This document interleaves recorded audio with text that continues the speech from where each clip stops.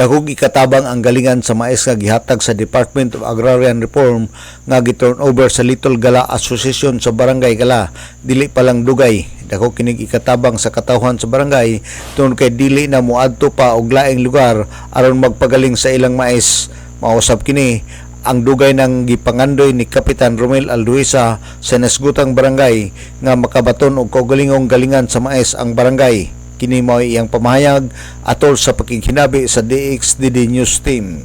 Matud pas kapitan nga ang katawhan sa Barangay Gala nga dili na makaadto og laing lugar aron lang pagpagaling sa ilang mais ug mapasalamaton siya sa Ginoo nga dunay grasya nga ming-abot sa ilang barangay ang galingan sa mais nga iya sa Department of Agrarian Reform. Dugay na mo ning pangandoy nga doy galingan sa Gala kay aron ang mga taga Barangay Gala dili na moadto sa lain nga lugar sa Mastanggop, ari sa Bongbong, Samis.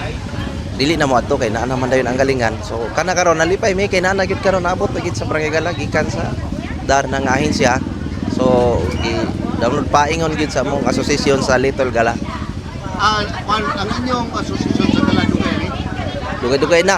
Dayon kaloy sa Dios karon na grasya ning abot kay mao na nang naang galingan nga amo ang gipangandoy. Unsa man inyo ni ipangayo sa Amo ang gibuhat na nga kuan kada mag-meeting may gabuhat mi ana og kanang proposal unsay amo ang kinahanglanon sa barangay sa ana nga asosasyon.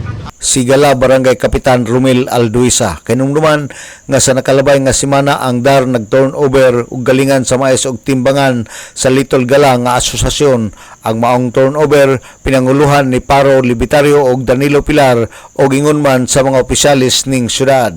Ang nasangpit nga asosasyon maningilang og tag 5 pesos matag kilo sa mais nga ipagaling. Alang sa DXDD Radio Campana, ang radyo sa simbahan, WD45 Dudong Bargamento, muduyog si ka 75 nga jubilyo sa simbahan sa Archdiocese sa Osamis Danag, Sarakbayan.